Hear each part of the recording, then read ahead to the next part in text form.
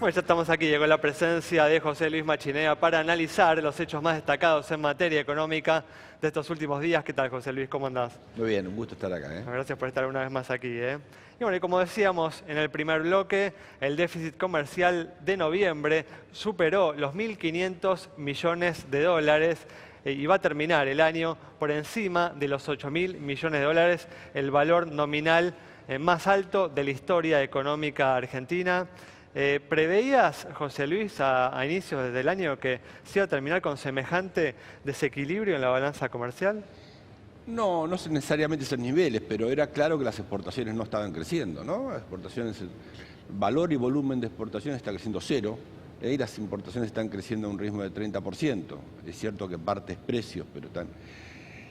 ¿Pero a qué atribuís este estancamiento, ¿no, de las exportaciones? Yo creo que hay un tipo de cambio, como El le atraso, suelen decir, el atraso ¿no? cambiario, Yo creo ¿no? que hay un problema de tipo de cambio, más Brasil, que es una fuente, un destino importante de las exportaciones argentinas. Claro, la economía de Brasil estuvo bastante estancada este año. Lleva 2 años de estancamiento, eso afectó, y el tipo de cambio finalmente ha afectado a algunas economías del interior, ha afectado, y yo creo que lo que estamos viendo en estos días de un aumento de repente del tipo de cambio tiene que ver, me parece, un poco con eso, y creo yo, con una percepción mayor dentro del gobierno, en muchas áreas del gobierno, de que hay que hacer algo con el tipo de cambio.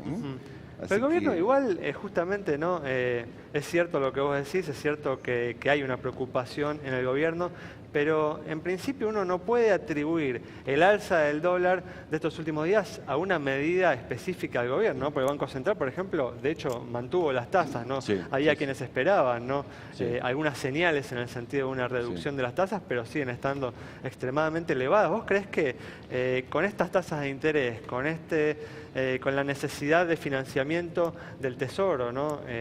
en los próximos meses y los dólares que van a entrar para cubrir esa necesidad de financiamiento, ¿vos creés que se puede sostener el dólar en estos niveles? Porque uno puede esperar que nuevamente, tras por ahí el paso de estas semanas, que hay un aumento de la demanda estacional, vuelva a haber una caída del dólar. Sí, bueno, es difícil siempre hacer pronósticos con el Ya, dólar, ¿no? ya, sí, sí. Dicho lo cual, mi percepción es que en este momento hay más conciencia en el gobierno en términos generales que hay un tema con el tipo de cambio. Llegar a fin del año que viene, o sea, un año antes de las elecciones, con un tipo de cambio demasiado atrasado, puede ser demasiado tarde para ajustarlo. Así que posiblemente hay una posibilidad, diría yo, a diferencia de lo que uno podía prever hasta ahora. Acuérdate, por otra parte, que el gobierno va a tomar cada vez más dinero en el mercado interno, Claro. en pesos directamente, en lugar de ir a buscar los dólares afuera, con lo cual ayudaría esto a la apreciación del tipo de cambio.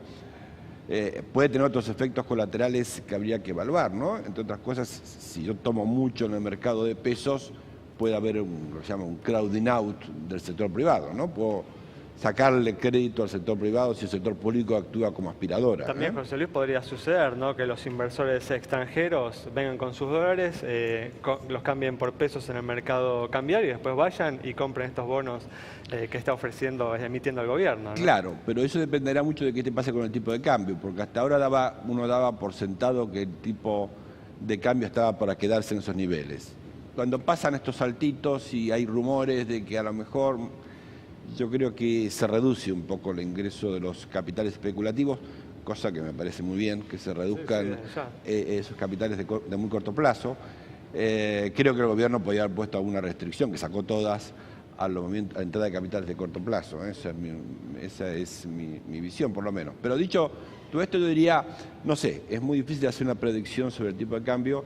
Mi impresión es que, teniendo en cuenta estas cuentas, lo que pasa en el sector externo, la realidad es que las exportaciones no crecen, y las importaciones crecen en parte porque hay aumento de inversión, pero también hay importaciones de bienes de consumo.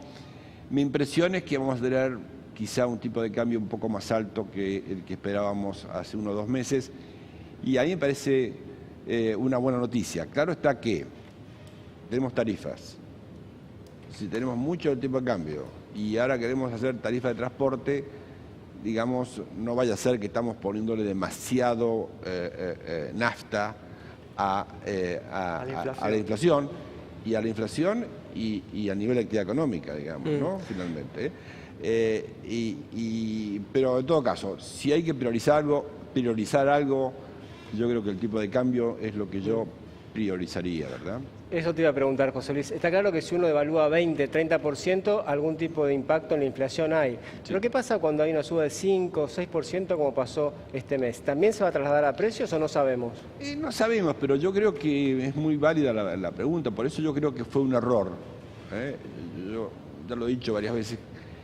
Dejarlo tanto tiempo atrasándose, comillas, el tipo de cambio. ¿Por qué? Porque, como bien decís vos, si 5 o 6%, para aumento 2, 3%, no se nota mucho. El problema es cuando si yo tengo que ajustar 15 o 20% en un periodo corto de tiempo, y en ese caso sí que hay impacto, ¿no? Porque hay impacto en expectativas. Así que yo te diría, depende cómo haga creo yo, necesario ajuste de tipo de cambio del gobierno, cómo lo vaya regulando. Creo que el Banco Central tiene un error fundamental. Creo que dejó las tasas de interés. Yo hubiese también dejado las tasas de interés en estos niveles. Siempre dije que había que bajarlas, excepto en esta coyuntura, porque si la inflación va a dar 3 en enero, yo creo que después que dé 3, hay que decir que esto es muy excepcional y que va a haber de ahí en más, y ahí quizás sea el momento de bajar las tasas de interés, no antes de anunciar un aumento de nivel de precio de 3%, que es lo que ya va a marcar diciembre, ¿no? Hoy un economista, sin entrar en polémica, pero un economista dijo que Macri va tan despacio que no se sabe si va para adelante o va hacia atrás. ¿Coincidirías con esa visión? No, con esa visión no coincido. Yo creo que hay una discusión sobre gradualismo y shock que llevamos hace tiempo con los economistas.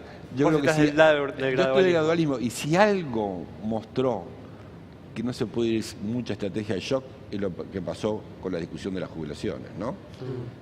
Sí, digo, cierto. Ese fue un intento de ir más rápido de lo que veníamos. Pero tampoco igual fue una modificación tan rotunda, ¿no? No, por eso llamar la reforma previsional creo que es una exageración, pero sí del índice. Pero quiero decir que esa medida, que implica que las jubilaciones posiblemente aumenten en términos reales, pero alrededor de 6-7 puntos menos de lo que hubiesen ajustado con la anterior fórmula, claro, generó esa tensión, ¿no? Si le intentamos meterle a eso más lo que decís, algunas medidas adicionales de shock, muestra el bajo nivel de tolerancia de la sociedad a ciertas modificaciones, a ciertas reformas económicas, ¿no? Claro. Bueno, y eso implica que el gradualismo tiene razón de ser. Alguien puede decir, ¿hay riesgos con el gradualismo? Definitivamente, no hay dudas. Tenemos un shock externo, si pasan esto. Ahora, la pregunta relevante es, ¿cuánto tenemos más riesgos? ¿Con el gradualismo o con el shock?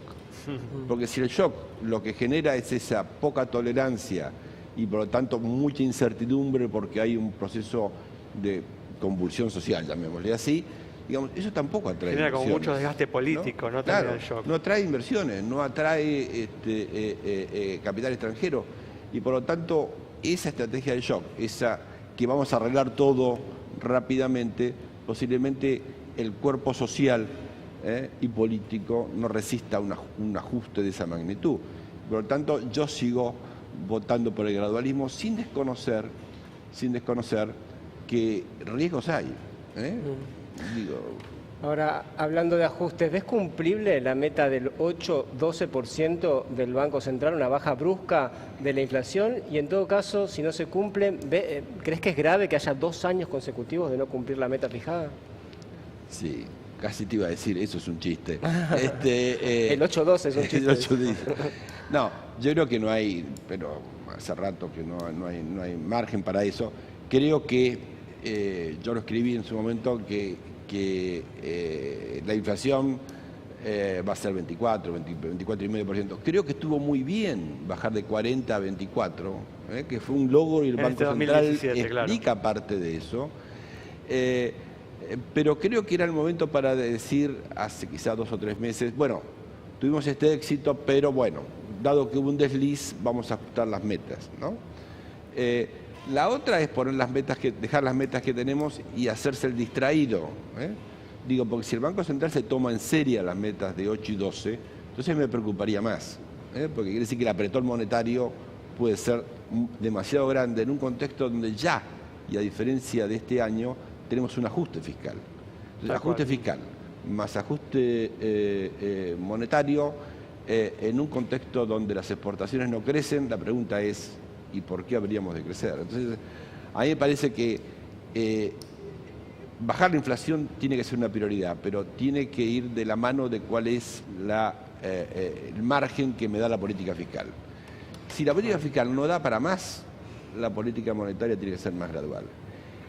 Ahora, alguien puede decir, lo razonable sería ir más rápido a la política fiscal. Puede ser, pero si va así, si esa es la opción, eso implica que la opción monetaria tiene que ir de la mano.